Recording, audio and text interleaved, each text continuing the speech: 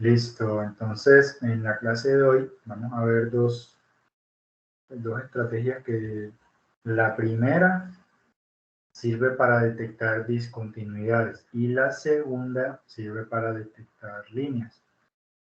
La primera, la que sirve para detectar discontinuidades, se denomina el método de detección de bordes de Canny.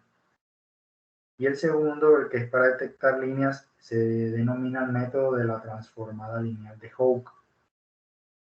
Como su nombre sugiere, pues lo que hacen es que detectan un tipo de información primitiva en la imagen. ¿Cómo así que primitivas? Ese es un término que se utiliza cuando usted quiere encontrar algún tipo de información de bajo nivel en las imágenes.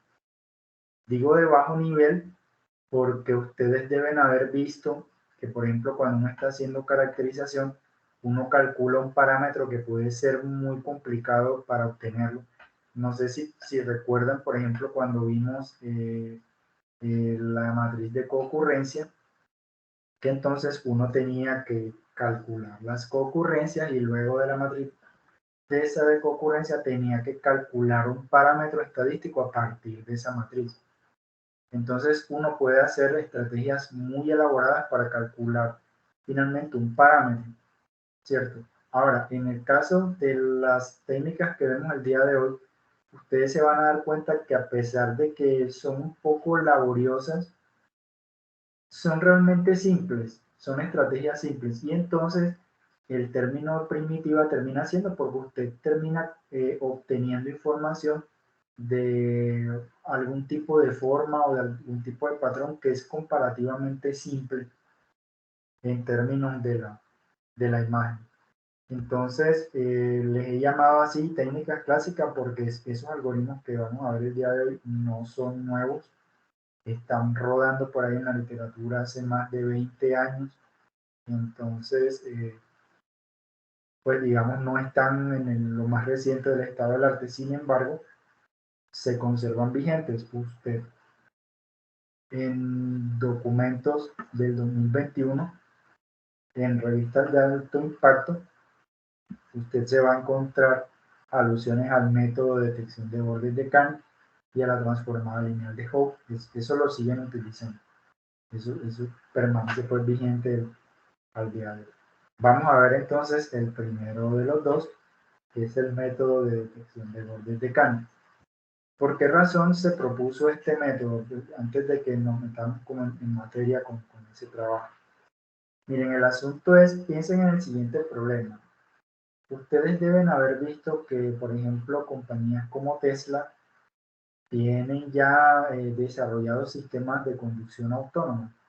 De tanto en tanto fallan y ocurren por ahí accidentes graves, pero eso está evolucionando. Eso está evolucionando. Y entonces, un elemento esencial de esos sistemas de conducción autónoma es cómo hacer que el vehículo permanezca dentro de lo que se considera la carretera. Porque listo, usted puede utilizar información de GPS y ubicar espacialmente el vehículo y decirle, vea, permanezca, por ejemplo, acá, en este carril, a menos de que usted vaya a tomar una acción, bueno, pero permanezca pues en este carril. Pero usted también podría tratar de hacer uso de la información visual que podría capturarse con un par de cámaras. Usted podría poner unas cámaras, no sé, en algunas partes estratégicas del vehículo y obtener información, por ejemplo, de color, pero también información de bordes.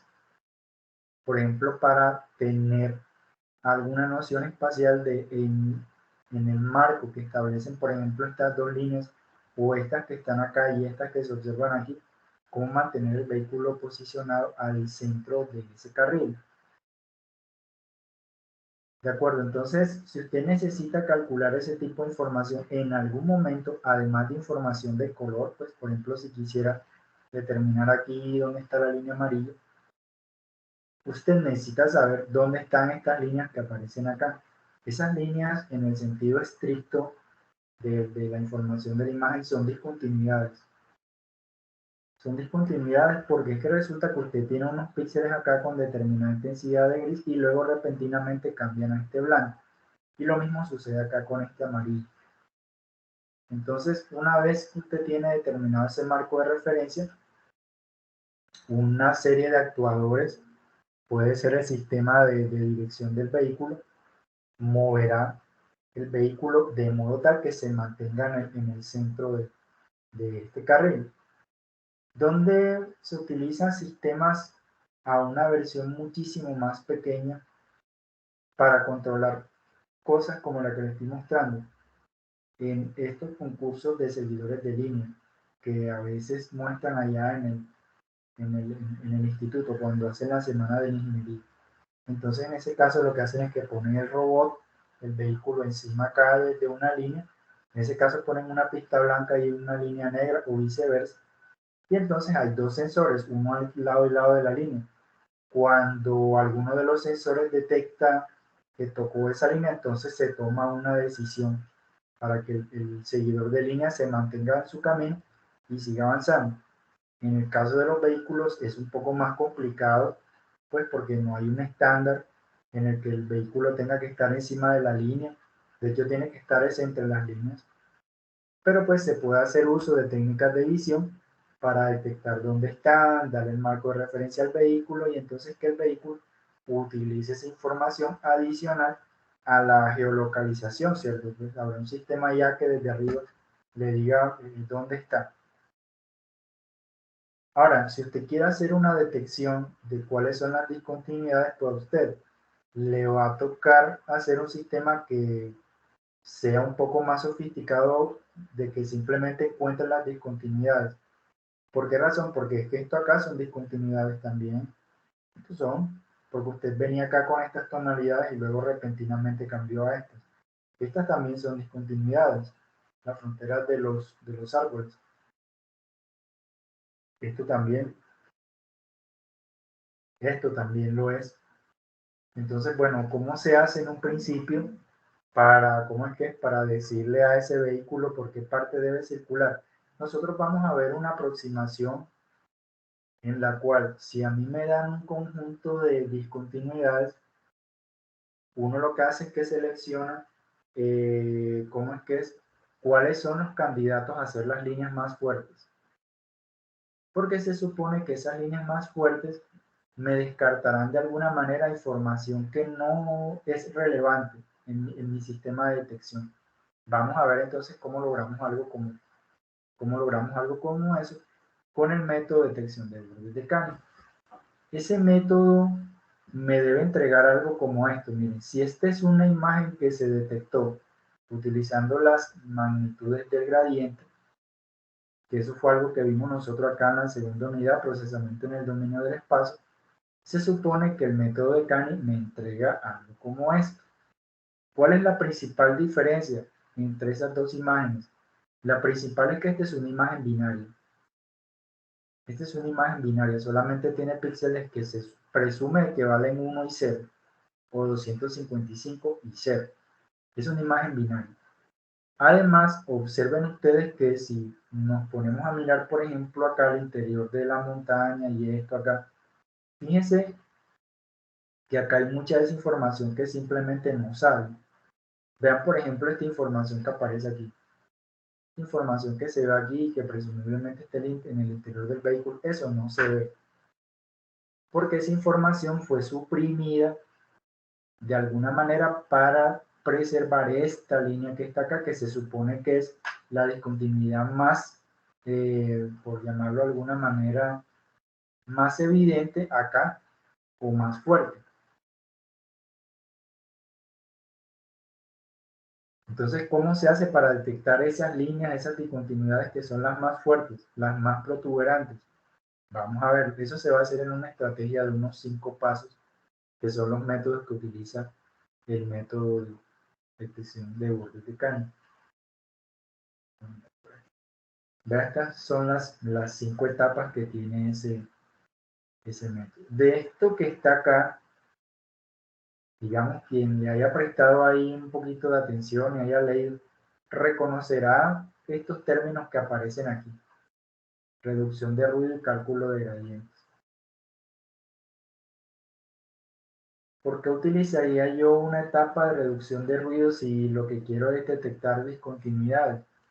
Por la razón de que eso ya lo habíamos discutido acá en clase, de que si usted va a detectar discontinuidades, el ruido puede ser parte de lo que constituyen las discontinuidades dentro de mi imagen.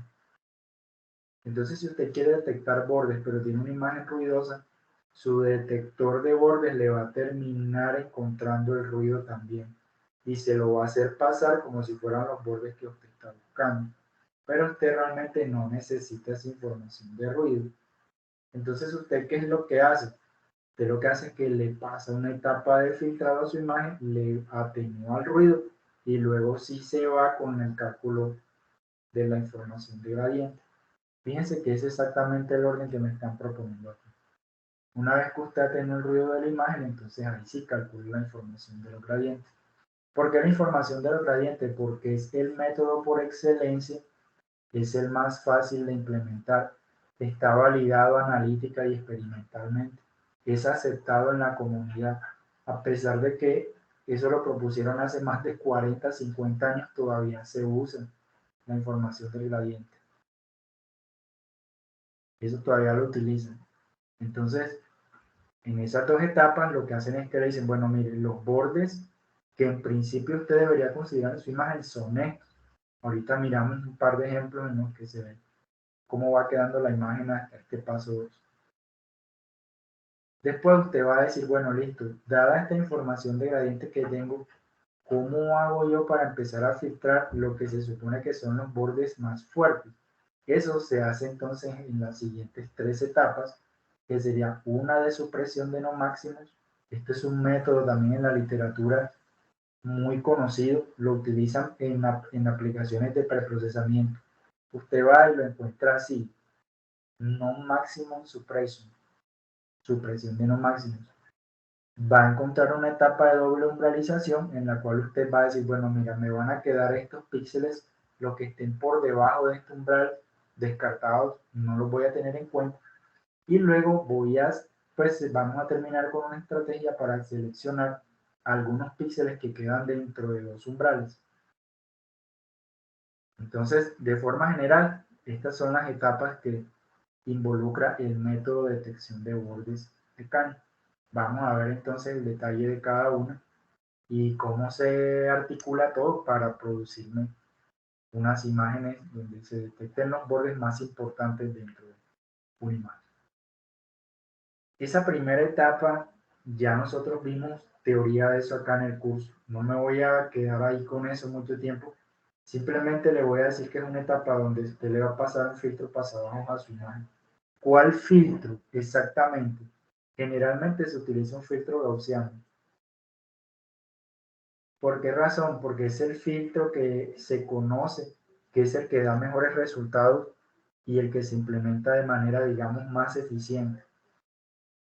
Eso es una convolución de bueno, al final es una convolución de una máscara, de un kernel, un operador, como quieran llamarlo, un filtro, y la imagen. Y entonces los coeficientes van a tener una forma tal, nosotros lo vimos acá en clase, tienen coeficientes que hacia el centro del filtro hay un valor mayor y luego, digamos, hacia el exterior de ese punto central, los coeficientes del filtro van disminuyendo.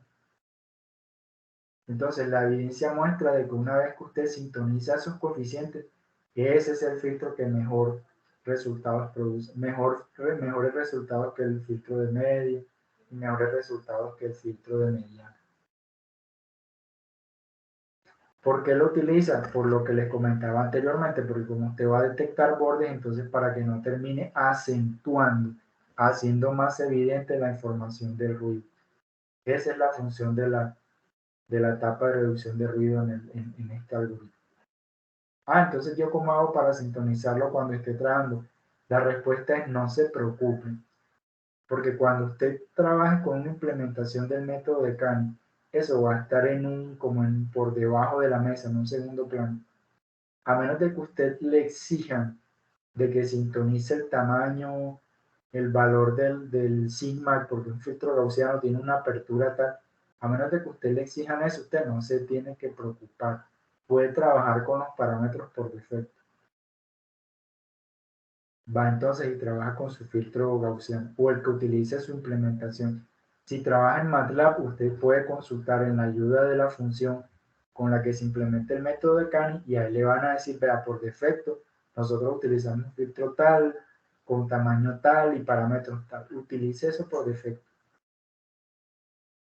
Te voy a trabajar ahí entonces con eso. Etapa 2, cálculo de los gradientes. Nosotros también hablamos de esto, pero solamente hablamos de esta cantidad, no de esta. ¿Cómo se calculaba esto de la magnitud del gradiente? Se supone que usted tiene dos componentes de gradiente. Vamos a mirar por acá rápidamente acá para hacer un pequeño recorderis de esto. Porque eso sí lo vimos acá en clase. Por ejemplo acá.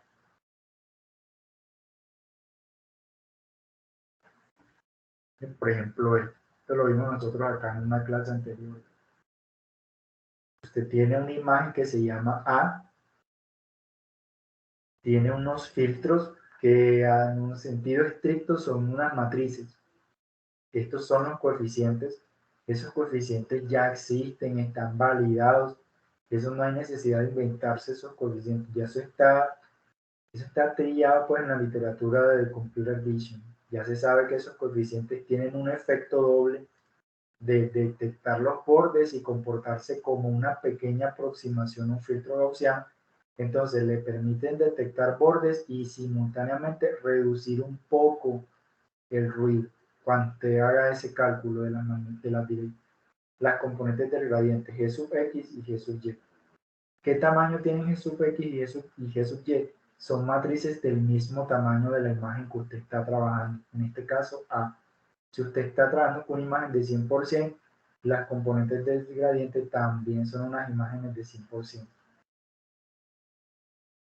Una vez que usted tiene calculadas las componentes del gradiente, la magnitud se calcula así. Usted coge la componente X, la eleva al cuadrado, más la componente Y, la eleva al cuadrado. Suma todo y le saca la raíz cuadrada. Si usted hace algo como esto, suponiendo que esta es la imagen de entrada, entonces la magnitud del gradiente le debe producir algo como esto. Le debe producir algo como eso. Vamos a mirar acá con el otro, para mirar una cosa acá. Con los operadores de Prewitt, de Judith Prewitt. A ver si sale. Y tristemente no sale la misma imagen. No sale la misma imagen. Y hubiera sido interesante para mirar con ambos.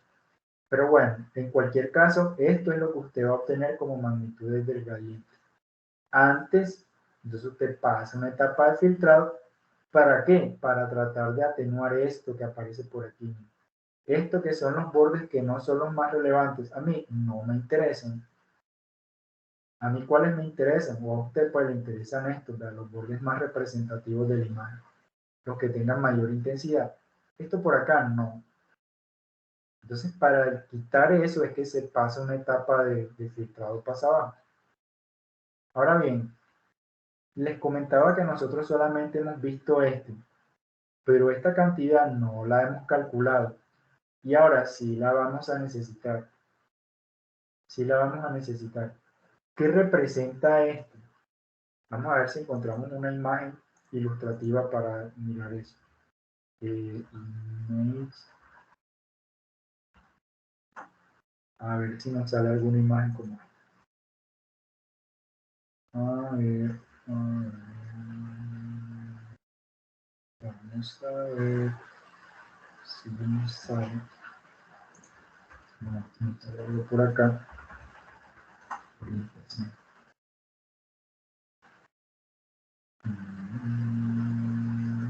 Esta, por ejemplo. Esta me parece una imagen que nos puede ser útil acá. Esta que aparece aquí. Entonces, miren, ya sabemos que calculamos acá la magnitud del gradiente. ¿Cómo se ve eso físicamente? Si usted está trabajando una imagen de nuevo del 100%, en la magnitud del gradiente usted va a tener una matriz de 100%. Cada valor en los píxeles de esa imagen de la magnitud del gradiente van a ser valores positivos por este cuadrado y por esta raíz cuadrada que aparece aquí. Usted no va a tener ahí valores negativos. ¿Qué valores va a tener? Eso depende de los píxeles de su imagen. Usted puede normalizar eso. Usted puede dejar esta cantidad, la puede dejar entre 0 y 1. La puede dejar normalizada entre 0 y 1, la magnitud del gradiente. Ahora, asociado a cada píxel acá, a usted le interesaría saber, venga, si yo estoy en una posición de píxel tal, hacia dónde se incrementan las intensidades de píxel. Entonces aquí surge esta imagen que aparece acá. Si a mí me dan, por ejemplo, esta región que aparece aquí, una parte acá de la cabeza aquí de una persona, entonces de acá le hicieron un zoom, que representa la magnitud del gradiente. La dirección o la orientación, usted se lo va a encontrar con ambos términos. La dirección del gradiente me indica hacia dónde están incrementándose las intensidades de píxel, hacia dónde se están incrementando. Entonces acá le están poniendo una aproximación, no es que sea exactamente así. Ahora después del criterio que le voy a dar, puede que usted llegue a la conclusión de que aquí hay unas que parecen que están mal. Sí, no hay problema. Pero funciona más o menos como sigue, mire. Si usted está aquí, en este píxel, y usted se pone a mirar, pongamos por ejemplo acá, miren por ejemplo este píxel, donde está el cursor, y usted mira los 8 vecinos, los píxeles adyacentes a este. Usted pregunta, venga, ¿en cuál de estas posibles direcciones es donde está incrementándose más la intensidad? O sea, ¿hacia qué dirección yo tengo el píxel que sea más claro o más brillante con respecto a este? Y usted se pone a mirar, bueno, de estos 8 que están acá, el más brillante parece este, o el más claro. Entonces, hacia allá apunta la dirección del gradiente. Hacia allá. Ahora, físicamente, usted lo que va a tener es una matriz con ángulos. Porque acá usted debería poner, bueno, cuál es el ángulo de esta flecha, que es hacia donde está aumentando la dirección del gradiente. Ahora, para saber eso, usted va a necesitar un eje de referencia.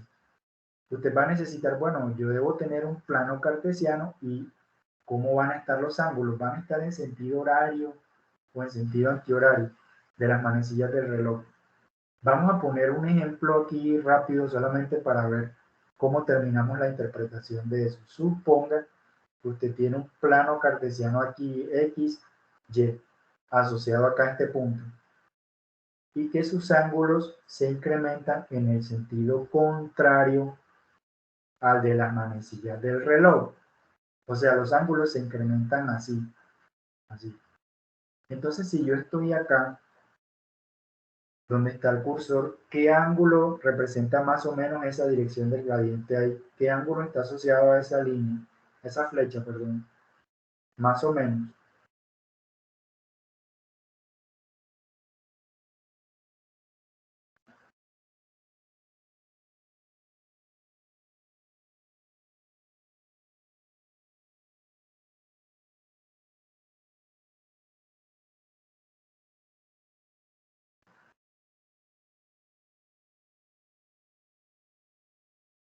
¿Cómo qué ángulo parece que está ahí esa flecha? 90 grados, pero ese es el que está señalando ahí con la... Sí, más o menos como 90 grados, ¿cierto? Porque uno está viendo, claro. Sí, pues está apuntando acá como 90 grados según estas condiciones que acabamos de poner. Tiene sentido si a mí me dicen que la dirección apunta en la dirección donde hay mayor aumento en la intensidad de píxel, sí, sí tiene sentido. Porque es que usted compara acá, se pone a ver, ah, bueno, sí, pues si este acá en mi referencia, yo veo que la intensidad mayor está como acá, entonces, bueno, ahí es donde se está incrementando la variación de píxeles. Vea, por ejemplo, acá también te dice, bueno, vamos a mirar los píxeles adyacentes. Ojo pues con esto. Las direcciones adyacentes, dice, venga, como hacia dónde está la dirección de mayor variación en la intensidad, está hacia acá. ¿Y eso cuánto está? Eso está ahí se ve que está como aquí, como a 60 grados más o menos, así malamente hablando. Ahí está. Entonces, eso se puede calcular con, bueno, acá lo dicen y en la presentación también de esta manera. De hecho, así es casi tal cual usted lo calcularía en MATLAB. Hay una función que se llama atan2, arcotangente 2. Usted le pone Jesús Y, Jesús X, y lo que estaría haciendo es calculando esto. Sería técnicamente calculando la arcotangente de un cociente Jesús Y sobre Jesús X. ¿Eso qué le va a dar? Eso le va a dar una matriz del mismo tamaño que su imagen. Si su imagen era de 100%, esta matriz con las direcciones del gradiente θ también es de 100%. Y cada píxel va a tener una dirección como se sugiere acá. Se puede tener, por ejemplo, magnitudes del gradiente y va a tener un ángulo asociado a cada uno de esos valores en la magnitud. Va a ser del mismo tamaño que la imagen. Va a tener. Ahora, ¿usted qué podría requerir? Cuando usted calcule esas direcciones del gradiente, esos valores le van a quedar entre menos 180 y 180. Porque es que así es como trabaja esa función atan2. Así funciona en MATLAB, pero también funciona en Python y funciona en C y en Java. Pero les hago una pregunta. Si usted está trabajando en un plano cartesiano, ¿cuántos ángulos posibles tiene? O sea, ¿cuántas orientaciones diferentes puede encontrarse usted en un plano cartesiano? ¿Cuántos ángulos diferentes?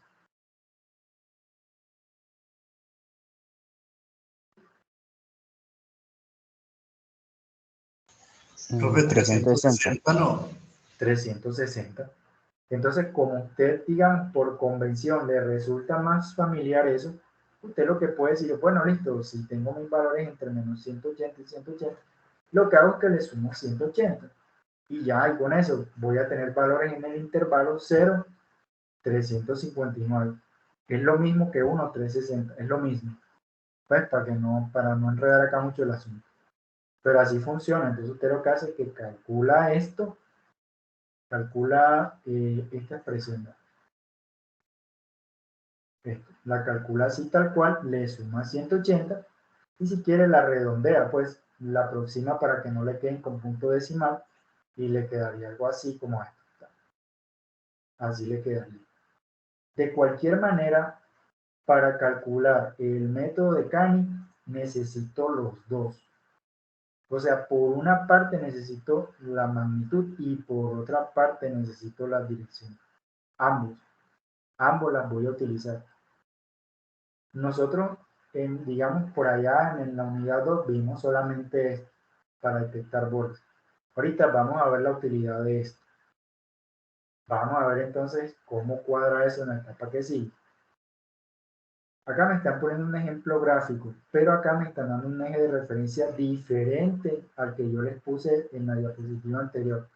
Yo ahorita les dije, venga, ¿por qué no trabajamos así en sentido contrario a las manecillas del reloj? Pero usted podría tener este marco de referencia. Vea lo que aquí le están diciendo, mire cómo se incrementa X y mire cómo se incrementa Y hacia abajo. Usted podría decir, ve, ¿cómo así que Y hacia abajo? De hecho, en MATLAB se trabaja así. En MATLAB usted trabaja así.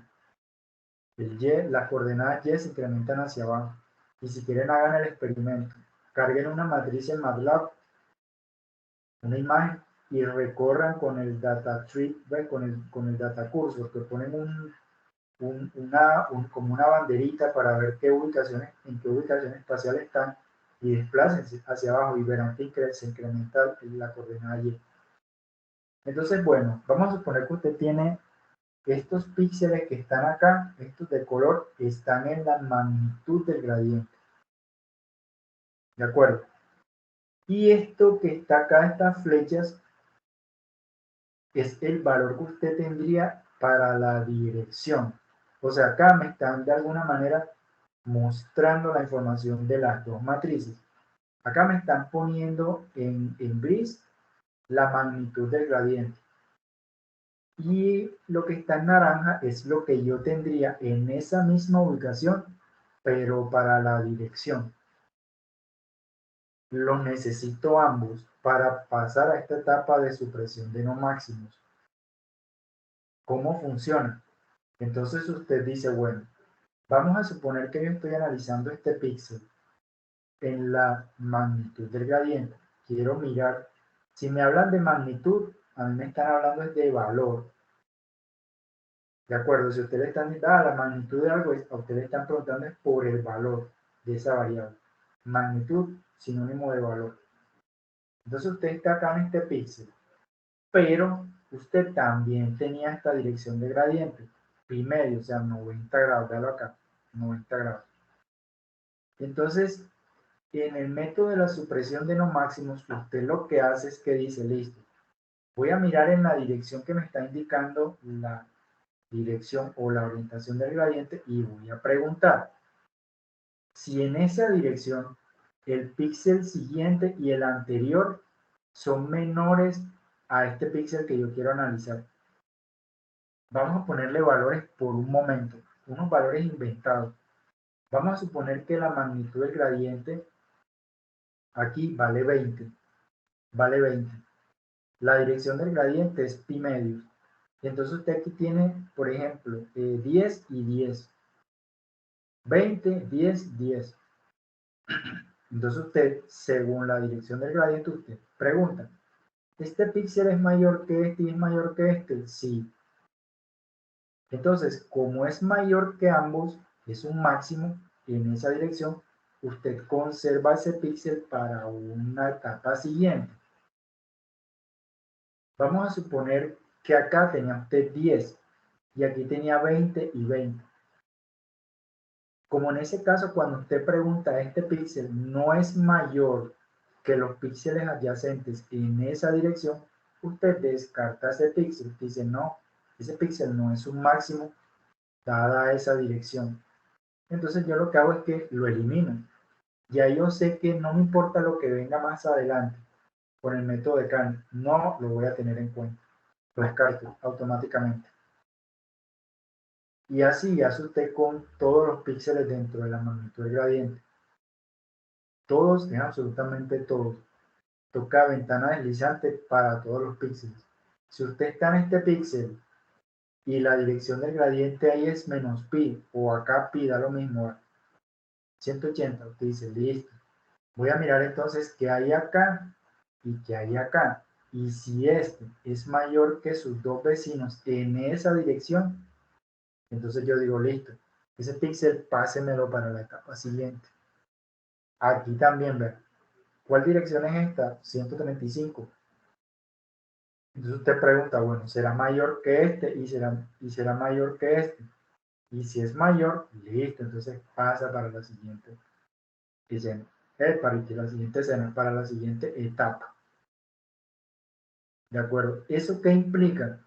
Eso implica preguntas como, pero entonces si te da la dirección y no la puedes poner acá, porque es que aquí usted tiene solamente 8 direcciones, que son estas que están aquí. Y entonces, ¿cómo hace si le da una dirección aproximada? Y la respuesta para eso es, nuevamente, no se preocupe, créame que el código de la implementación que usted encuentre en MATLAB o en Python va a tener esa corrección. Se sobreentiende que usted va a tener, eventualmente le va a dar 45 punto algo o 37 no sé qué. Entonces, en ese caso, lo que hace es que la dirección del gradiente se aproxima a alguna de estas direcciones discretas que aparecen aquí. Si usted le dio, por ejemplo, 30, venga, 30, esa vuelta me daría como, si estoy acá, 30 me daría como por nada, 45, que es el más próximo, o 0, que es el más próximo. Entonces usted evalúa para la dirección que le corresponde. Que cómo hago en el píxel del extremo, porque es que en el extremo yo no tengo todas las direcciones. Eso estará depurado allá en su código, no se preocupe por eso. no se preocupe. Entonces supresión de no máximos. Acá lo que aparecen son esos valores, esos ejemplos que le puse anteriormente detallados. Véalo acá. Si quiere evaluar este píxel y la dirección del gradiente es pi. Entonces usted dice, bueno, voy a mirar el píxel siguiente. Bueno, en este caso sería el anterior, de acuerdo con la dirección de incremento en el eje X. Píxel siguiente, píxel anterior. ¿Ve? El siguiente sería y, la misma fila, j más 1. Columna siguiente, columna anterior, j menos 1. Hace su evaluación y si este es mayor que estos dos, entonces listo. Usted lo que hace es que conserva este píxel y lo pasa para la etapa siguiente. Como una observación que debería ir quedando de esto que aparece aquí es que uno podría pensar, ah, joder madre, pero entonces esos valores de esa magnitud, ¿eso entre qué valores me pueden quedar? En la práctica lo que se hace es que se utiliza una normalización Z-score. Es común. Eso yo también por allá se los pasé a usted alguna vez en algún documento. Una normalización Z-score es simplemente que si usted tiene valores entre 0 y 50.000, 0 y 20.000, usted ahora los va a dejar entre 0 y 1. Ya me queda estandarizado entre 0 y 1. No me importa si no estaban acotados, no. Simplemente valores entre 0 y 1 para simplificar mi trabajo. ¿Por qué me va a servir algo como eso? Ahorita se van a dar cuenta cuando trabajen con el problema de los dos umbrales, de que puede ser muy útil de que usted tenga los valores normalizados entre 0 y 1. Vea el otro caso, 135. Entonces usted dice, listo, para este píxel, evalúo aquí, evalúo acá. Si este es mayor que este y que este, dejo este píxel para la siguiente etapa. Si no, lo descarto. Por eso se llama supresión, suprimo los no máximos. Luego viene una etapa de doble umbralización. Venga, si vamos hasta este punto y si hay algo, pues antes de que sí, si hay algo que no se está entendiendo, me dicen y volvemos y lo trabajamos.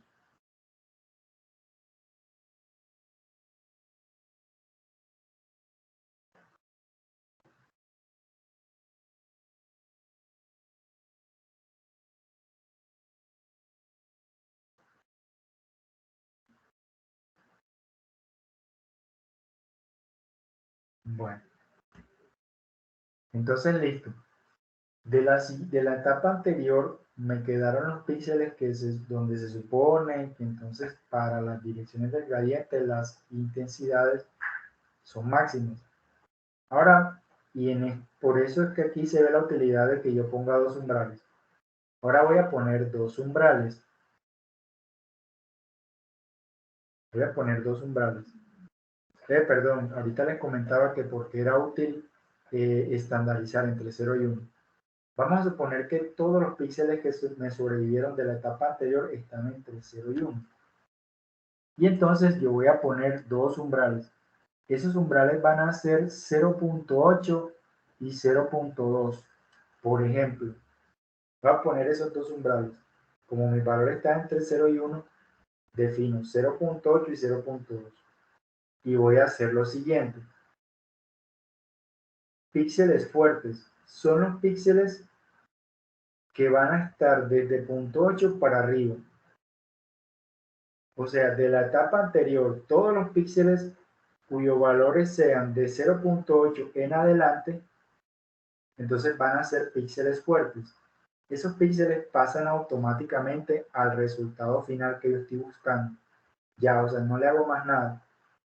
Si de la etapa anterior me quedaron píxeles 0.8, 0.9, 0.95, eso todo pasa para la imagen final. Esos son píxeles que deben quedar en la imagen resultante. Van quedando ahí. ¿Cuál era el segundo umbral? El segundo umbral era 0.2. Entonces, ¿usted qué hace con eso? Usted dice, bueno, esos son píxeles que yo los voy a descartar automáticamente. O sea, todo lo que valga 0.2 o menos que 0.2, yo lo voy a descartar. Lo descarto. 0.2, 0.15, 0.0, eso lo descarto, no me importa. no me sirven, los voy a volar. Entonces, ¿qué me quedan? Me quedan píxeles que estaban entre 0.2 y 0.8. A esos píxeles se les va a llamar píxeles débiles. Están entre esos dos rangos de luz, umbral superior y el umbral inferior. Una pregunta que podría surgir es, venga, ¿usted de dónde definió esos valores? ¿Por qué le puso 0.8 y 0.2? Y la respuesta es, bueno, si quiere, trabaje con los parámetros por defecto que tenga su función. Si usted no se quiere enredar con eso, puede tener la seguridad de que ya seguramente para poner esos parámetros por defecto en su función, se siguió algún criterio que está en la literatura. O sea, se miró, mira, típicamente ponen estos valores, entonces nosotros también los pusimos. Si usted lo quiere sintonizar, entonces póngalo a voluntad. Pregunta, si usted tiene esto del umbral superior, que se supone que es para encontrar los píxeles fuertes, ¿cuándo uno es más exigente? ¿Cuando ese umbral es bien alto o cuando ese umbral lo pone bien bajo? O sea, ¿cómo se pone uno bien estricto con eso? Si uno quiere que los píxeles fuertes sean los que en realidad sean los más fuertes, ¿uno qué debe hacer? ¿Aumenta el umbral o lo disminuye? Para este que está acá.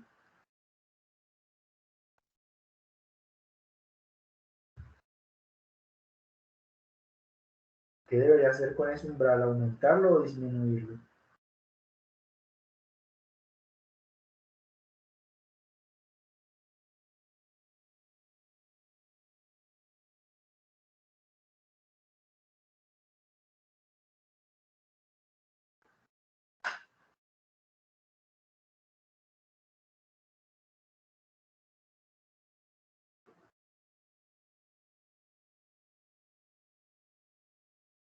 ¿Qué opinan?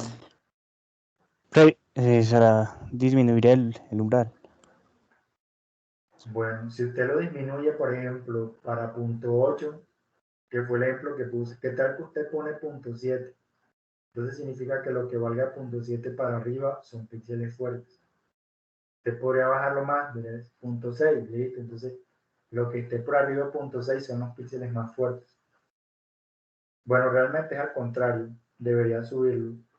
Porque usted está garantizando, entre más alto ponga el umbral, usted está diciendo, no, vea, es que me están pasando solamente los píxeles que tenían una mayor intensidad. Pues una analogía así como es cuando estas personas hacen estas pruebas de salto con garrote y todo eso, ¿cierto? Empiezan a subir el umbral. Cuando empiezan a subir el umbral, las personas que marcan menos altitud en los saltos van quedando por fuera, van pasando a los que saltan más. Entonces acá con los píxeles fuertes, uno hace algo análogo. Dice, no, vea, yo voy a considerar los píxeles que deben pasar al resultado como los más altos, entonces empiezo a aumentar ese umbral. Entonces, de cualquier manera, en este punto tiene ya unos píxeles que dejó pasar y unos píxeles que está suprimiendo porque no superaron el umbral más bajo. Ahora me toca hacer algo con estos píxeles débiles que aparece aquí. ¿Qué hago? Entonces, para definir qué sucede con esos píxeles, la última etapa se denomina etapa de seguimiento de bordes por histéresis. Y esto, si se quiere, es algo que involucra proximidad o adyacencia del píxel. ¿Cómo así? Vamos a ver entonces. Vamos a suponer que usted tiene este píxel y este es un píxel débil. Porque en el caso que le está poniendo es un píxel cuyo valor está entre 0.2 y 0.8. No pasó con un píxel fuerte, pero tampoco se descartó porque tiene un valor por encima de 0.2. Entonces, para saber si al final yo lo conservo o no, lo que hago es que simplemente pregunto si en sus píxeles 8 conectados, o sea, todos estos que están acá, ojo que estoy considerando este es el píxel que estoy analizando. Los píxeles 8 conectados son estos 8 que aparecen aquí, sus 8 vecinos adyacentes. Entonces, ¿qué hago? Digo, bueno, voy a ver si alguno de esos píxeles 8 conectados es un píxel fuerte. ¿Cómo lo reconozco acá? Como si fuese un píxel de color blanco. Entonces, estos serían píxeles débiles, están descartados, píxeles irrelevantes, perdón. Estos serían píxeles débiles. Quiero ver si este pasa. Como no tiene ningún vecino que sea fuerte, entonces lo descarto por completo. Este pasaría en la imagen final, pasaría como 0.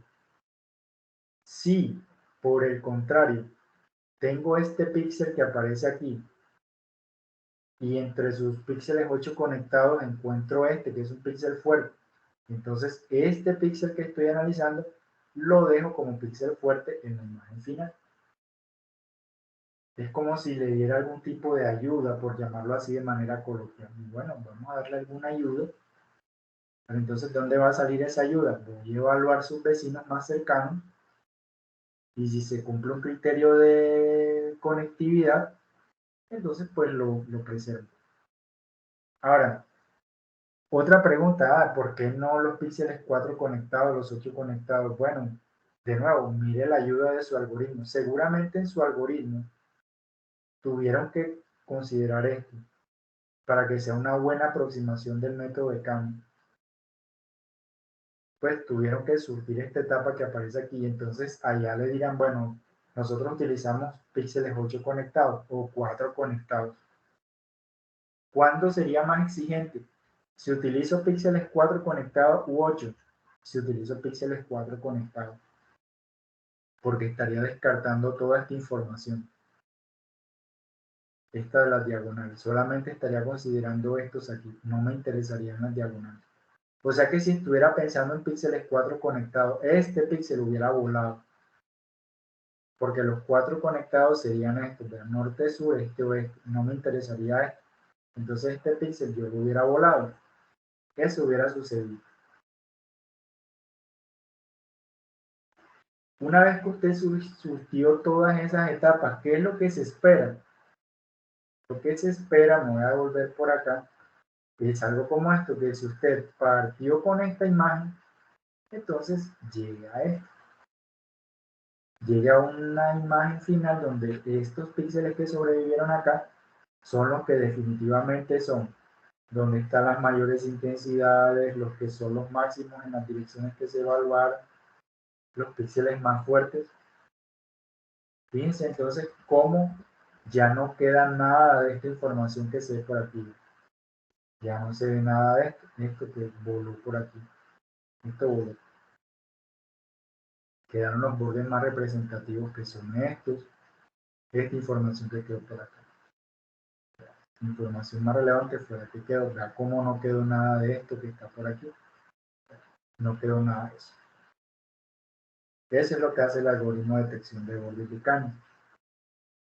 ¿Cómo se implementa en MATLAB? Vamos a mirar entonces. Hay una función que hace eso.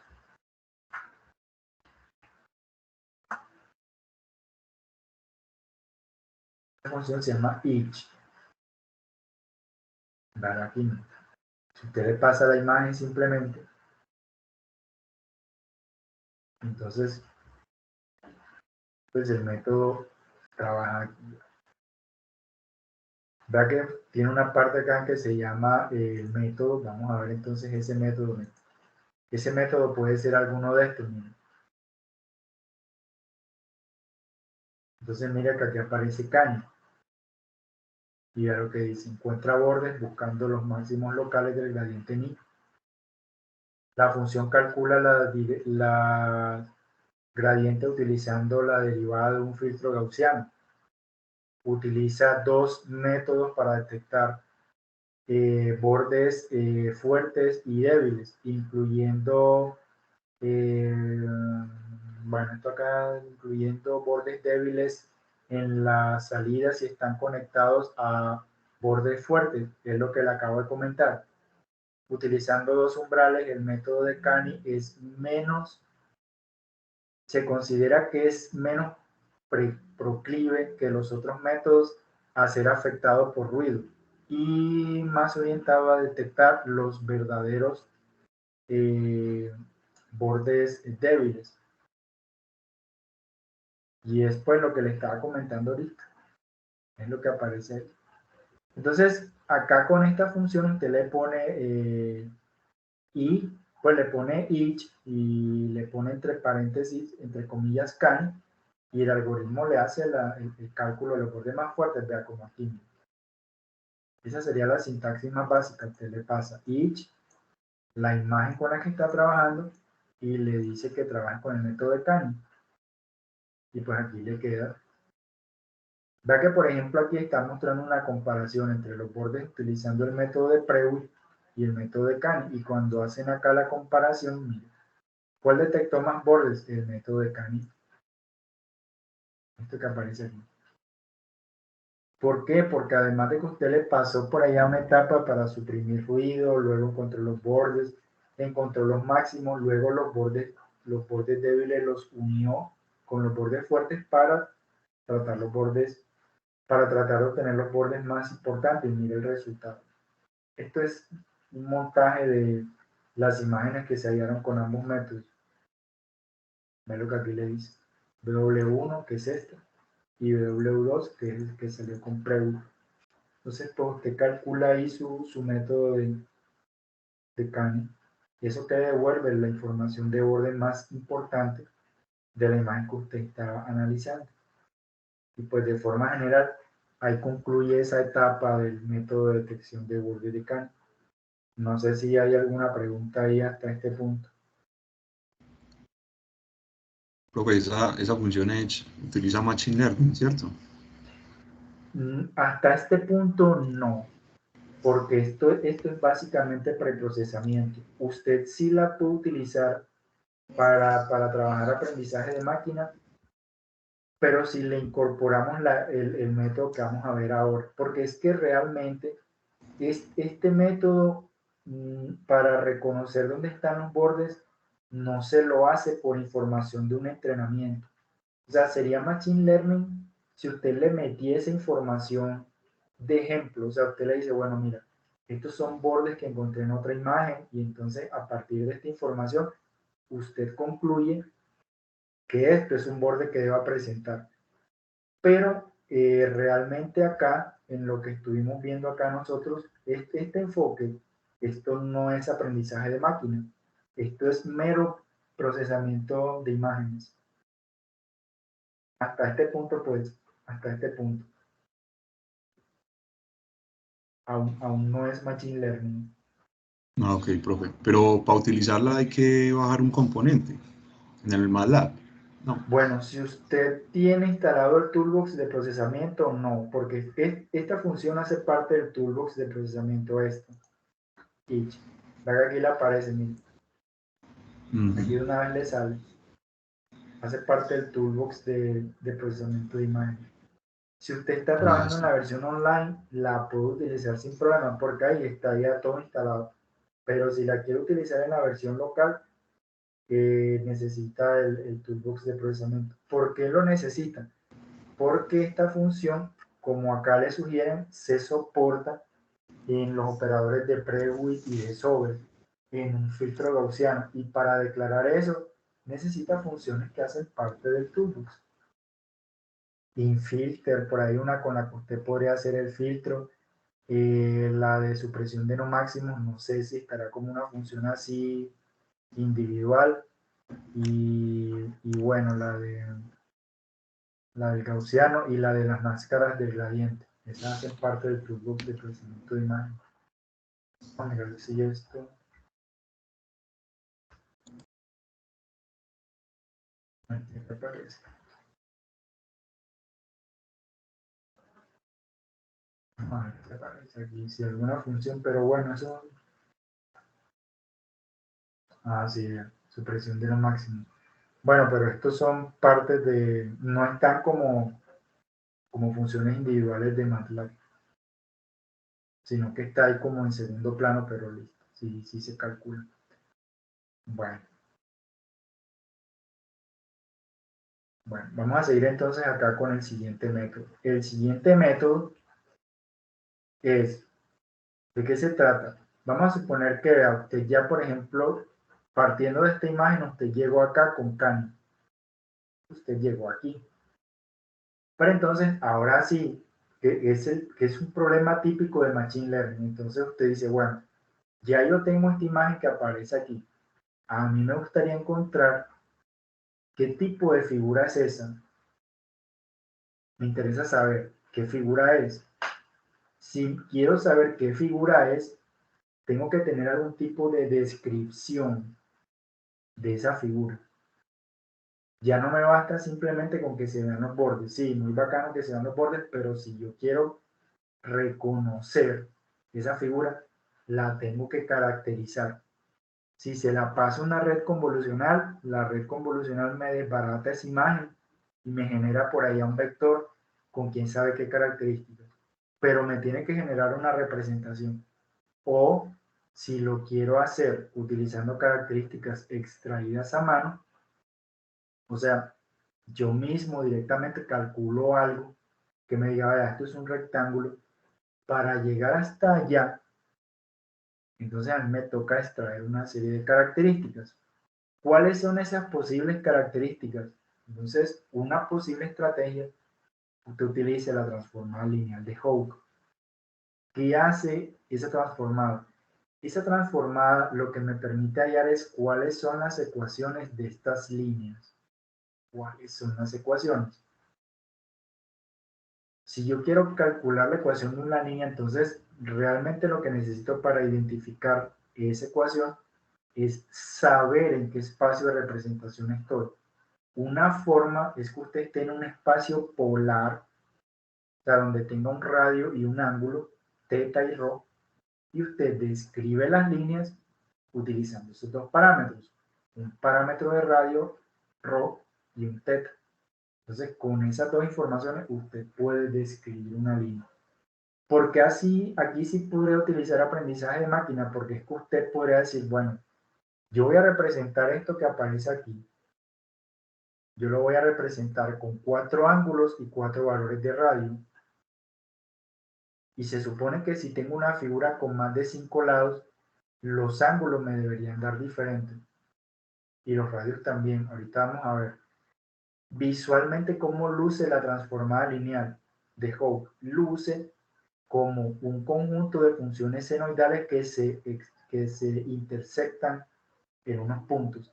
Y esos puntos, cuando yo calculo los valores de ángulo y de radio, me permiten a mí describir las líneas rectas que me constituyen la figura que yo tengo ahí en mi problema.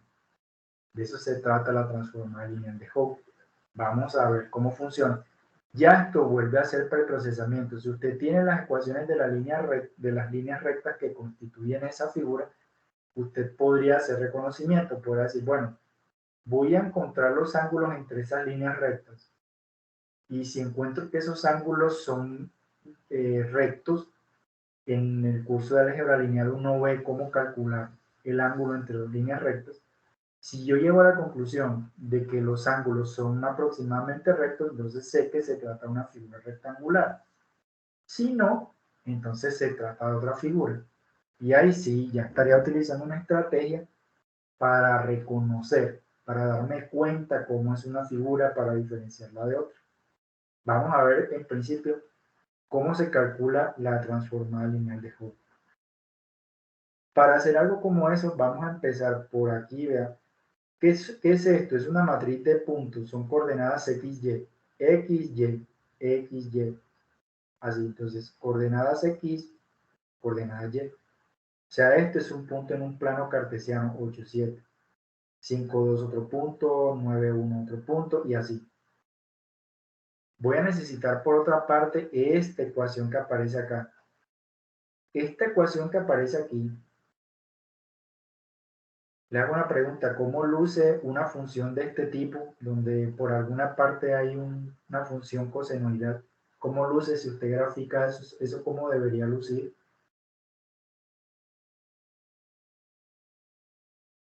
¿Cómo creen que les quedaría?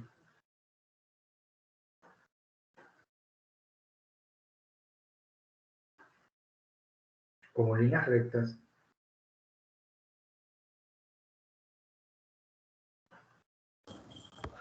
Como una parábola o un arco.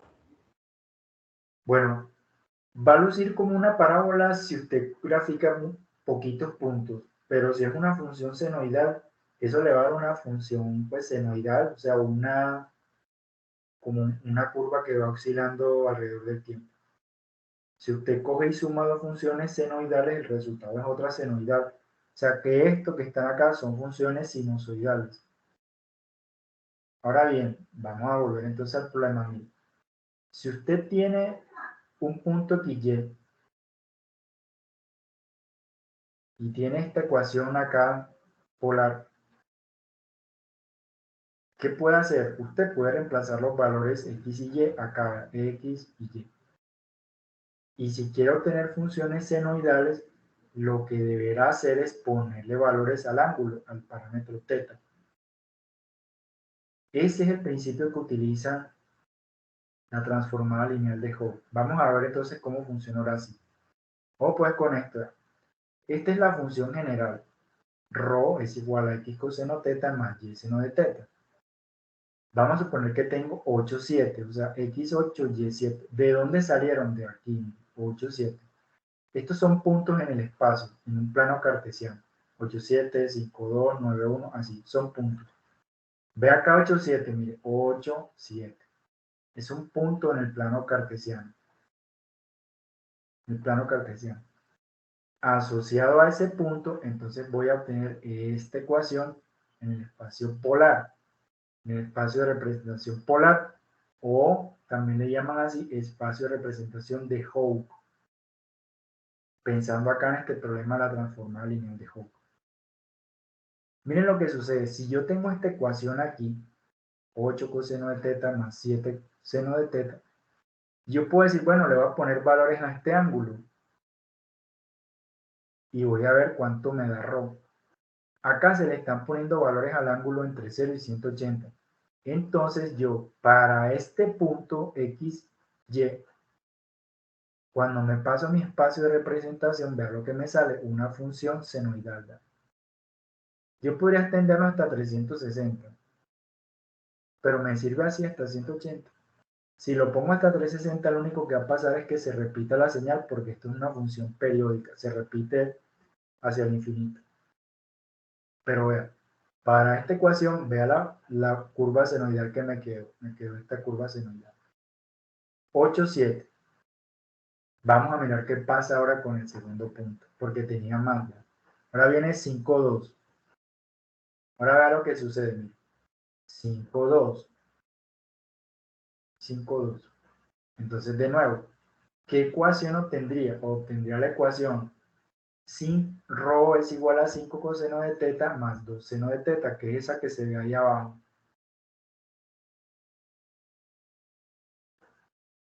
Dale acá. Aquí me quedó mal escrito, pero es Rho. 5 coseno de θ más 2 seno de θ.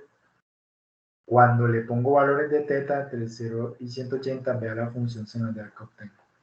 Asociada a este punto 5, 2. Véalo acá. Vamos a seguir con el otro punto. El tercer punto es 9, 1. Véalo aquí el punto en el plano cartesiano. Miren acá. Perdón. Véalo aquí. La función senoidal asociada a este punto. Este es el espacio polar o el espacio de representación de Hopf. Tengo 3 puntos y entonces vea cómo van quedando ahí esas funciones senoidales.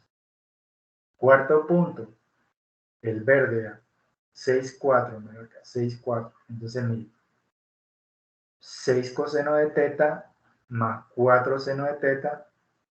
Cuando reemplazo los valores del ángulo de 0 hasta 180, mire la función que me va quedando, la verde. Me va quedando aquí. Miren entonces los puntos estos, ¿verdad? Verde, magenta, magenta, verde, véalo aquí. Vamos con el siguiente punto, 7, 3, que es el punto de color azul, ¿verdad? Eso me produciría la ecuación 7 coseno de θ más 3 seno de θ. Cuando reemplazo los valores de θ, vea lo que me va quedando aquí, ¿verdad? Función senoidal azul. Les hago una pregunta. Ahí, hasta ese punto, ya hay un patrón. Hay algo que comparten estos 3 puntos y las senoidales que me producen en el espacio de representación de Hooke. Pueden ver cuál es ese patrón que comparten, por lo menos en el espacio cartesiano, que comparten esos tres puntos, verde, azul y magenta, que tienen en común.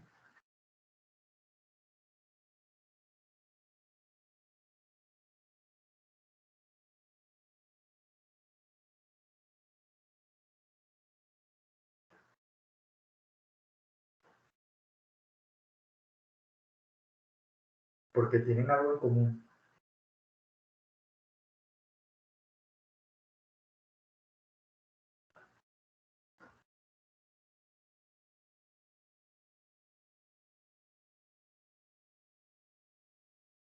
Estos que están acá, que comparten,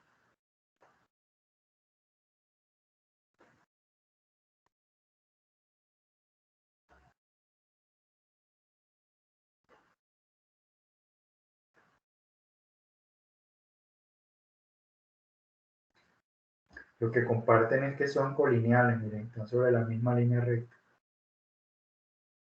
Y que comparten acá en el espacio de representación de Hooke, con el espacio polar θ rho,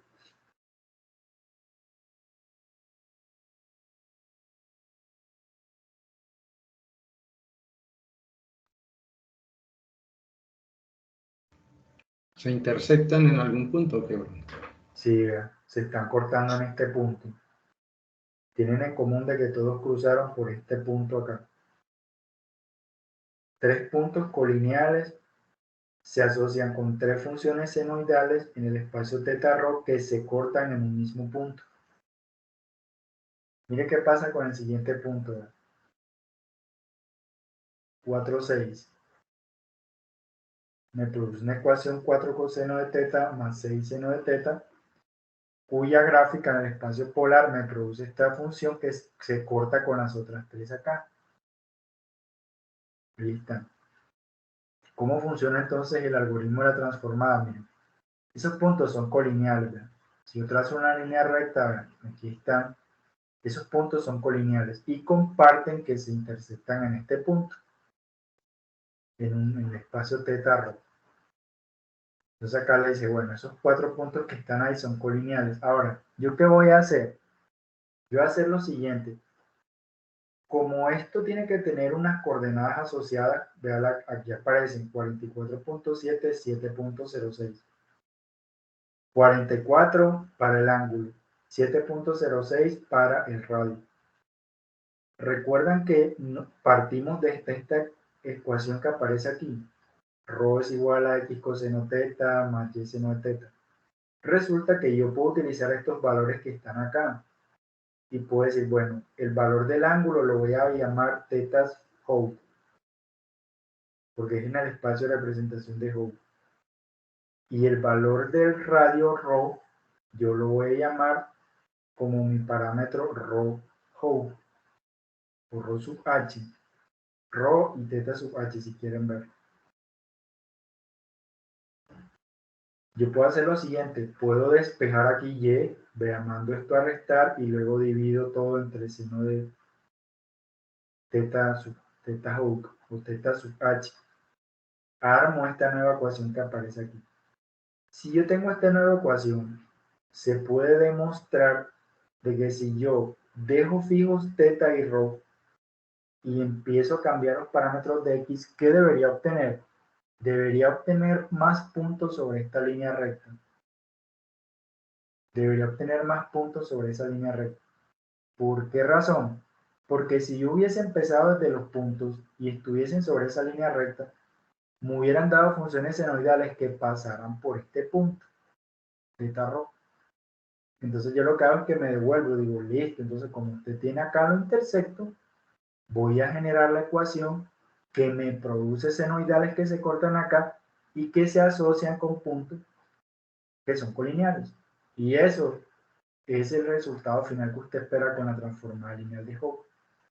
Cuando usted lo calcule, pues cuando aplique la transformada, lo que va a obtener son valores de θ y de rho, para los cuales usted arma ecuaciones de línea recta con las cuales reconstruye las líneas de su imagen. Eso es lo que sucede. Para validar ese resultado, aquí están los mismos puntos con los que yo inicié. Esta es la ecuación de línea recta para cuando utilicé la transformada lineal. Y acá, ¿qué hice? Encontré, por ejemplo, vea, recuerden que estos son valores X y valores Y. Encontré el valor mínimo y máximo en X. ¿Ya? El valor mínimo es 4, el máximo es 9. Puse una interpolación. Con MATLAB pedí, vea, encuéntrenme 8 puntos igualmente espaciados desde 4 hasta 9. Aquí están. Y estos valores de X los metí en esta ecuación y obtuve estos valores de Y. Si usted se pone a ver, vea por ejemplo acá cuando tenía 4, 4, 6, valores analíticos, los valores de referencia. Y mire, para 4, mire el valor que obtuve utilizando la transformada lineal de Hopf con esta ecuación. Mire por ejemplo para 9, 9, 1. Mire, si utilizo 9, vea lo que obtuve. Es una buena aproximación lo que estoy obteniendo ahí. Si yo pongo más puntos, se supone que voy a encontrar, perdón, si pongo más valores de X, voy a encontrar más valores de Y que me van a permitir describir la ecuación que contiene estos puntos. Esto es lo que se muestra aquí como una validación experimental. Miren cómo luce. Si yo grafico esos puntos, vea, están prácticamente sobre la línea que yo calculé. Bueno, que calculé no, que era la línea que me dieron en un principio. Aquí tengo entonces mi línea recta y acá tengo con la ecuación que encontré utilizando la transformada lineal, ya tengo forma de ubicar todos los puntos en esa línea. Entonces, ¿para qué termina sirviéndome a mí la transformada lineal de Hopf? Si yo tengo esa transformada, vamos a ver si sale aquí, yo podría recuperar estas líneas que se rompieron por acá, ¿verdad? Estas que se rompieron por aquí, ¿verdad? Vea que por acá hay unas líneas que no pasaron, pero eso se podría intentar reconstruir. Vea estas que están acá.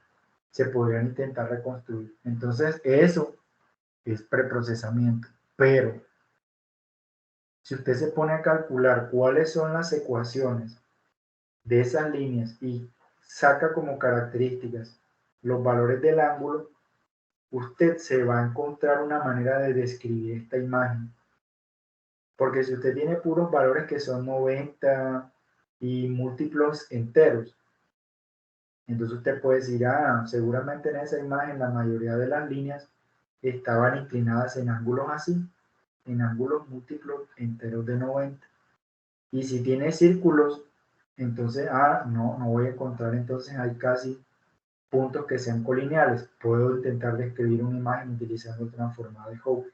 Algo como eso podemos intentarlo en una clase siguiente. Teniendo una imagen con información de dirección, yo cómo puedo caracterizar utilizando los ángulos que obtengo con la transformada lineal de Hopf.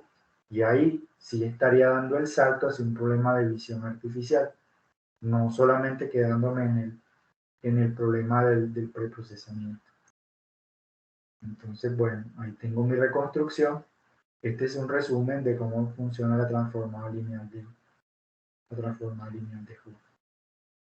No sé si tengan preguntas hasta ahí. Me dicen si hay algo que no haya quedado claro, lo podemos revisar nuevamente.